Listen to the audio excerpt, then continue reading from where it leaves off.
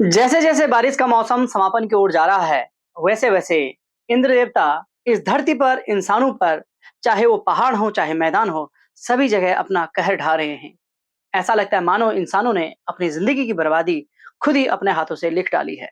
इस बारिश का असर उत्तराखंड समेत सारे पहाड़ी राज्यों में और साथ में पंजाब समेत समूचे भारत में दिखाई दे रहा है। लेकिन सबसे ज्यादा बर्बादी उत्तराखंड, हिमाचल और पंजाब में दिखाई दे रही है। जैसे कि हर जगह खबर मिल रही है, पंजाब के अंदर बहुत सारी गायें और भैंसें इस बाढ़ आपदा की चपेट में आ चुकी हैं, जिस कारण वहां पर पूरी खेती नष्ट हो चुकी है। किसान आत्महत्या करने को मजबूर हैं और सरकार वहां पर किसी तरह का जो एक सहायता होता है लोगों तक नहीं पहुंचा पा रही है, क्योंकि गांव के गांव, खेतों के खेतों, सभी जगह पानी घुस चुका है। दलदल में पूरा पंजाब बदल चुका है। आज पंजाब में इतनी बड़ी हाहाकार मच चुकी है कि मानो पूरे पंजाब के अंदर प्रलय आ चुका है।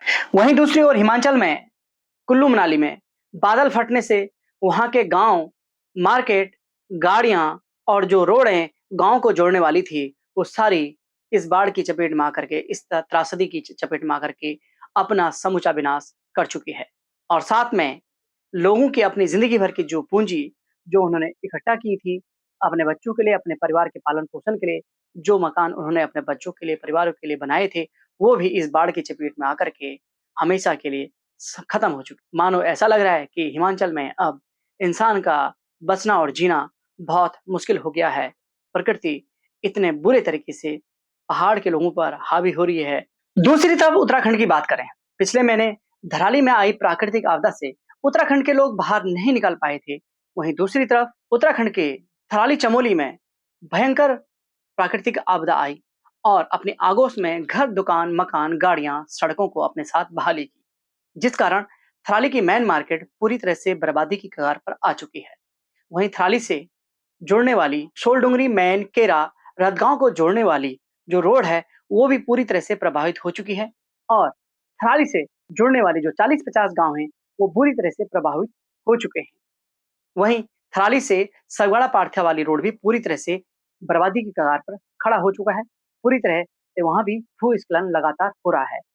वहां पर सबसे ज्यादा नुकसान ग्राम सभा सगवाड़ा में हुआ है, जहां पर बीते दिन रात में बादल फटने से जो बाढ़ आई, जो मलबा आया, वो बाढ़ गांव के पूर्व प्रधान और नरेंद्र सिंह बिष्ट के मकान को अपनी चपेट में लेकर के पूरी तरह से मकान को क्षतिग्रस्त कर कर साथ में उनकी बड़ी लड़की भी उस बाढ़ की चपेट में आई और उनकी मृत्यु हो गई। वो 22 साल की थी। हिमाचल में बादल फटने के कारण गांव, वहां की मार्केटें, वहां की रोड और लोगों ने जो जिंदगी भर की पूंजी जोड़ रखी थी अपने परिवारों को पालने पोषने के लिए, वो भी इस आपदा और इस बाढ़ की भेंट चढ़ चुकी है। वहीं दूसरी ओर पास के गांव चिपड़ों में भी बादल फटने से बाढ़ आई और बाढ़ की चपेट में गांव का कुछ हिस्सा और उस गांव की सारी मार्केट आई, जिस कारण मलबे में दब करके वहां की सारी दुकानें क्षतिग्रस्त होगी और मकान भी क्षतिग्रस्त होगी। रात में जिस टाइम पर वहां पर बाढ़ आई, बादल फटा, कुछ लोग बचाव और राहत कार्य के लिए निकले। उसकी चपेट में आने के कारण वहां पर बहुत सारे लोग घायल हो चुके थे और साथ में चिपड़ू गांव के पूर्व प्रधान और बीजेपी के नेता देवीदास जोशी के वृद्ध पिताजी भी इस बाढ़ की चपेट में आकर के कहीं मलबे के साथ बह करके लापता हो चुके हैं, जिनकी खोज खबर अभी तक नहीं लग पाई और वो अभी तक नहीं मिले। अभी भी प्रशासन उनकी खोजबीन कर रही है।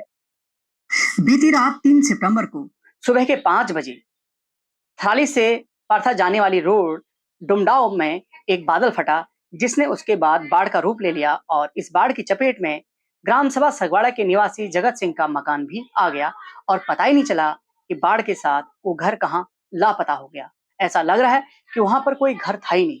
गनीमत यह रही कि कोई जनहानि नहीं हुई और इस बादल फटने के बाद ग्रामवासियों की सारी खेती बर्बाद हो चुकी है। और बात बताएं आपको, जो घर नष्ट हुआ, जगत सिंह बिष्ट सन ऑफ स्वर्गीय श्री आलम सिंह बिष्ट, अभी अगले महीने ही उनकी बहन की शादी है। लेकिन शादी के लिए उन्होंने जो भी सामान जुटाया था, जो भी शादी की उन्होंने तैयारियां की थी, वो भी इस बाढ़ की चपेट में आकर के वो भी बुरी तरह से नष्ट हो चुका है। अब उनकी बहन की शादी कैसे हो, यह परेशानी उनके सिर में आ खड़ी हुई। इसीलिए इस वीडियो के माध्यम से मैं आग्रह करना चाहूँगा क्षेत्रवासियों से, अगर जिससे भी जितनी मदद हो सकती है, वो ग्राम सगवाड़ा वासी जगत सिंह बिष्ट को अपनी तरफ से ज़रूर मदद करें और वो अपनी बहन की शादी को सही से कर पाएँ। प्रशासन द्वारा थराली क्षेत्र के अंदर बचाव और राहत का कार्य कहे जाने की बात सामने आ रही है, लेकिन जो लोग बुरी तरह से प्रभावित हैं, थराली चमोली के अंदर, उन लोगों तक राहत सामग्री नहीं पहुँच पा रही है। उसके पीछे कारण है कि गाँव को जोड़ने वाली जो रोड है, वो पूरी तरह से क्षतिग्रस्त हो चुकी है। पुराने टाइम पर जो पैदल मार्ग हुआ करते थे, वो भी भूस्खलन की चपेट में आकर के वो भी क्षतिग्रस्त हो चुके हैं। लेकिन अगर स्थिति ऐसी रही, आने वाले टाइम तक अगर सुधार नहीं हुआ, रोडें नहीं बनी, तो थराली की जो मेन मार्केट है, वहाँ पर जो खाने-पीने की सामान है, उसका भी संकट आ सकता है। तो सरकार से क्या ही उम्मीद लगाएँ कि इतने दिन हो चुके हैं आपदा आने के बाद भी, जो लोग इस प्राकृतिक आपदा के शिकार हुए हैं, वहाँ तक अभी भी कोई सामान, खाने-पीने की चीज़ें नहीं पहुँच पा रही हैं। और जो लोग घर से बेघर हो चुके हैं, उन्हें रहने के लिए टेंट का भी इंतज़ाम सरकार के द्वारा अभी तक नहीं किया गया है, जो कि सबसे बड़ा दुःख का कारण है। क्या कारण है उत्तराखंड में हर साल बारिश के टाइम पर जान-माल का नुकसान होता है, लोगों की ज़िंदगियाँ खराब हो जाती हैं? क्या है असली वजह? क्या आपने कभी सोचा इस बारे में? प्रशासन में बैठे नेता, जिनको हमने वोट दे करके विधानसभा भेजा है और जिनको मंत्रालय मिले हैं, काम की ज़िम्मेदारी मिली है, उनको उत्तराखंड के भौगोलिक स्थिति के बारे में कोई भी नॉलेज नहीं है, कोई भी जानकारी नहीं है। अगर उनसे कुछ सवाल किए जाए, तो उनके पास से हमें कोई जवाब नहीं मिलता है और नॉलेज की बात करें तो वो नील बटा सन्नाटा होता है। क्या करें? 25 साल हो गए उत्तराखंड राज्य को बने हुए। उत्तराखंड के पर्वतीय इलाकों के बारे में आज तक उत्तराखंड सरकार में बैठे मंत्री, विधायक, इनसे किसी भी तरह की उपेक्षा नहीं की जा सकती, क्योंकि अभी तक किसी भी नेता ने उत्तराखंड के पर्वतीय इलाकों को, वहाँ के विकास के लिए क्या रोड मैप है, कैसे वहाँ के लोगों को सारी सुविधाएँ दी जाए, जो शहरों में लोगों को मिलती हैं, उसके बारे में किसी भी नेता के पास सही जवाब नहीं है। और हर साल बारिश के मौसम में उत्तराखंड में भूस्खलन, गाँव के गाँव तबाह हो जाते हैं, सड़कें टूट करके बर्बाद हो जाती हैं। इसके पीछे क्या वजह है? चलिए आगे इसके बारे में ही मैं आपसे बात करने वाला हूँ। जिस तरह से उत्तराखंड में ऑल वेदर रोड के नाम पर पहाड़ों को काट करके रोडों को चौड़ा किया गया है और पहाड़ों को खोदने के बाद जो मलबा, जो मिट्टी निकली है, उसको वहीं पर डंप करके नदी के किनारे फेंक दिया गया है कि उस मलबे मिट्टी को कहाँ फेंका जाए, जिस कारण हर साल बारिश होती है और वही मिट्टी के ढेर मलबे में तब्दील होकर के बड़ी आपदा का कारण बनते हैं। दूसरी बात, हर साल गवर्नमेंट नदी के किनारे ही रोड का निर्माण करती है और वहाँ उन्हें सबसे ज़्यादा ईज़ी होता है रोडों का निर्माण करने में। पहाड़ को खोद करके जो मिट्टी आई उसको वहीं डंप करके नदी के किनारे छोड़ दिया जाता है और होता क्या है कि हर साल जब नदी ऊपर से पहाड़ों से जो नदी नाले हैं, सब जगह से पानी इकट्ठा होकर के नदी में आता है, जब वो अपना विकराल रूप लेती है, तो वही डंप की हुई मिट्टी, मलबा, बड़े-बड़े पत्थर के टुकड़े, पेड़, वो सभी उसमें बह करके दुर्घटना का कारण बनती है। तीसरा, पहाड़ों में विकास के नाम पर जिस तरह से रेलवे टनल बनाए जा रहे हैं, गुफाएँ बनाई जा रही हैं, डैमों का निर्माण किया जा रहा है, ये भी उत्तराखंड के लिए बहुत बड़ी चिंता का विषय है। बिना रोड मैप के, बिना भौगोलिक जानकारी के वहाँ पर हर तरह के विकास का काम किया जा रहा है। नदियों के किनारे लोग कैफ़े खोलकर बैठ जाते हैं, होटल खोल रहे हैं, रिज़ॉर्ट खोल रहे हैं और अपने रिहाइश के लिए मकान बना रहे हैं, जिस कारण नदी के किनारे वाला जो हिस्सा है उस पर अत्यधिक लोड होने के कारण वहाँ पर नदी अपना कटाव करती है बारिश के टाइम पर, जिस कारण बड़े लेवल पर भूस्खलन हो रहा है, जिससे जान-माल की भी हानि हो रही है। उत्तराखंड में जितने भी गाँव में रोडों को काटा गया है, जितने भी गाँव को रोडों से जोड़ा गया है, उन रोडों की हालत इतनी खराब है, इतने गलत तरीके से वो रोड बनाई गई है, कहीं भी कोई भी रोड मैप आपको दिखता नहीं है। रोडों में बरसात के टाइम पे जो पानी आता है, उसका स्लोप कहाँ जाए, वो पानी बहे तो कहाँ जाए, उसका भी कोई समाधान नहीं है। ना ही कलमट बने, ना ही नालियाँ बनी। अत्यधिक और बड़े लेवल पर जंगलों का कटान हुआ है। प्राप्त जानकारी के अनुसार 55 हेक्टेयर जंगल को साफ कर दिया गया है। लगभग 55,000 पेड़ों का कटान उत्तराखंड के अंदर किया गया है और 2 मिलियन हेक्टेयर जो मिट्टी है, उसका भी डंप उन्हीं जगह पर किया गया है जहां रोड़ों को काटा गया है। और इसी कारण से उत्तराखंड में बड़े लेवल पर भूस्खलन और जो बादल फटने के बाद बाढ़ की स्थिति आती है, वो इन्हीं सब कारणों से आ रही है। जहां बड़े-बड़े डैमों का निर्माण हो रहा है, पहाड़ों के अंदर से टनल बनाई जा रही हैं पानी की स्पीड को तेज करने के लिए, जो पहाड़ों की अपनी मजबूती है, ब्लास्ट करके, मशीनों को चला करके, इंजीनियरों की सहायता से पहाड़ों की मजबूती को खत्म किया जा रहा है। ये भी सबसे बड़ा कारण है कि उत्तराखंड में भूस्खलन बड़े लेवल पर हो रहा है और आज पहाड़ में रहने वाले लोग मरने के लिए तैयार हैं। उनकी ज़िंदगियाँ खराब हो चुकी हैं। पहले ही 25 साल के अंदर उत्तराखंड के गाँव उजड़ चुके हैं। गाँव में लोग पहले की बजाय आज कम रहते हैं। खेती लोगों की बंजर पड़ चुकी है। गाँव में लोगों ने गाय-भैंसे पालना बंद कर दिए हैं और बाहर के लोग भू-माफिया के तौर पर, जंगल माफिया के तौर पर, वन माफिया के तौर पर उत्तराखंड के अंदर घुसे हुए हैं और लगातार जंगलों का कटान कर रहे हैं। लगातार खनन माफिया उत्तराखंड को खोखला कर रहे हैं। जिस कारण आज उत्तराखंड एक आपदाग्रस्त राज्य बन चुका है और इसका सबसे बड़ा नुकसान उत्तराखंड में रह रहे जो मूल निवासी हैं, जो पहाड़ों पर रह रहे हैं अभी भी गुज़र-बसर कर रहे हैं, उनके लिए सबसे बड़ा नुकसान का कारण बन रही है। समय रहते अगर उत्तराखंड के लोग आगे आकर के इस खनन माफिया को नहीं रोकेंगे, जंगलों की कटान को नहीं रोकेंगे और जो भी सड़कें उत्तराखंड में ऑल वेदर रोड के नाम से बनाई गई हैं, जो भी टनल काटे जा रहे हैं, जहाँ भी रोडों का निर्माण हो रहा है, वहाँ पर जो भी भौगोलिक स्थिति है, प्रकृति को कम से कम नुकसान हो, रोडों का निर्माण तरीके से किया जाए और बड़ी सुगमता से किया जाए।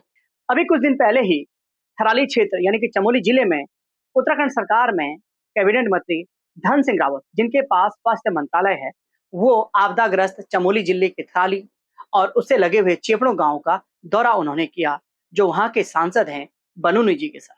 धन सिंह रावत जी को देखने के बाद ऐसा लग रहा था कि वो आपदाग्रस्त क्षेत्र का दौरा करने नहीं आए, वो सिर्फ अपना सूट बूट दिखाने के लिए लोगों को आए हैं और कहीं उनके सूट बूट खराब ना हो जाए, उनके कपड़ों की जो लकीरें हैं वो खराब ना हो जाएं, यही कुछ वहां की जनता को देखने को मिला।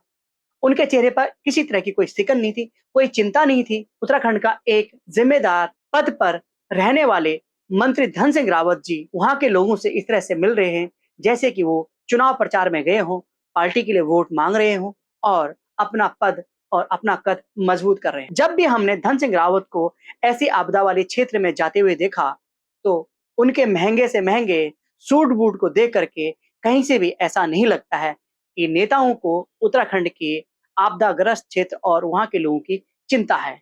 इससे ये अंदाजा लगाया जा सकता है कि उत्तराखंड में जो भी नेता सरकार के अंदर हैं, जो विधायक हैं, वो सिर्फ अपने 7 पुस्तों का विकास कर रहे हैं। उन्हें उत्तराखंड की जनता से कुछ भी लेना-देना नहीं। स्थानीय एक पत्रकार ने जब धन सिंह रावत जी से गैरसैंण में बने हुए जो हॉस्पिटल के बारे में बात करने की कोशिश की और उनसे सवाल पूछा कि रावत जी जरा एक सवाल आपसे करना चाहते हैं कि यहाँ के लोगों की एक बात आपके सामने रखना चाहते हैं। 5 साल पहले जो गैरसैंण में हॉस्पिटल का उद्घाटन किया गया था, आज भी वो बन कर के तैयार नहीं है। इसके बारे में आप क्या कहना चाहेंगे? तो धन सिंह रावत जी का जवाब सामने आया, कहते हैं कि मैं इसका जल्दी से उद्घाटन करूँगा। आज वो फिर से उसका उद्घाटन करने की बात कह रहे हैं। अब आप सोच सकते हैं कि उत्तराखंड में क्या स्थिति होगी स्वास्थ्य विभाग की और वहाँ के गाँव के लोगों के स्वास्थ्य की? क्या भरोसा कर सकते हैं? क्या उम्मीद कर सकते हैं उत्तराखंड सरकार से, जो पहाड़ के मूल निवासी हैं, गढ़वाल और कुमाऊँ के, जो ऊँचे-ऊँचे पहाड़ों पर बसे हुए हैं और उन्हें मूलभूत सुविधाएँ तो दूर, एक फर्स्ट एड का जो इंजेक्शन होता है, फर्स्ट एड की जो सुविधा होती है, वो तक मुहैया नहीं कराई जा रही है और जो भी हॉस्पिटल उत्तराखंड के पहाड़ी इलाकों में बनाए गए हैं, वो सिर्फ रेफर सेंटर तक ही सीमित हैं। ना वहाँ कोई एक्स-रे मशीन है, ना वहाँ कोई एक अच्छी लैब है कि वहाँ पर जाकर के स्थानीय निवासी गाँव के लोग अपना ब्लड टेस्ट करा सकें।